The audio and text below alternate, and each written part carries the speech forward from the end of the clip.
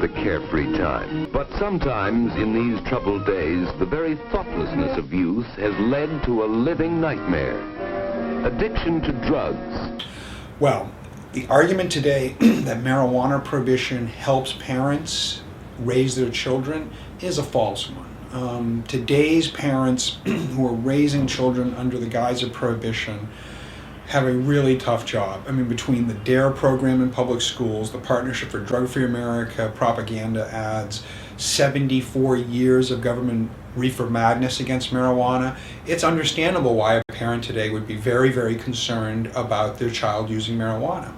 And regrettably, or bittersweetly, NORML's been around so long, we've been able to chart the progression of attitudes of Americans as they grow older in life. So in these 40 years, we've been able to chart people as they came into their 20s and now they're into their 50s and 60s. And so there's a very clear bubble from the age of 26 through 52. Most Americans stop supporting legalization. However, one of the amazing things in the last couple of years is to measure the fact that after 52 years old, which means that effectively once parents today have their children out of the house, out of college, parents go back to supporting legalization, whether it's for their own medical purposes or for their own recreational needs. But it's clear there's a bubble, there's a period of time in Americans' lives where naturally, instinctively, they're against legalizing marijuana.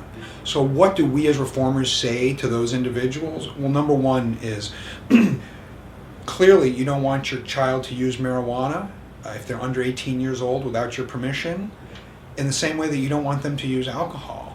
But if you catch them using alcohol, we don't do the same sort of things that we do for marijuana. We don't drug test children, we don't put them into rehab, we don't suspend them from school, we don't take away their privileges, largely speaking. We just acknowledge that they made a mistake and there's a minor punishment for it. The other thing about children and marijuana is that they get the hypocrisy. By 13 or 14 years old, they've sat through those DARE classes, they've watched the TV and the videos and the movies around them, and they can see that there's a credible hypocrisy between the fact that marijuana is illegal, but alcohol, tobacco, and pharmaceutical drugs are lawful, taxed, and can be responsibly consumed. And so they very early on in life start to not really believe the warnings they get around marijuana.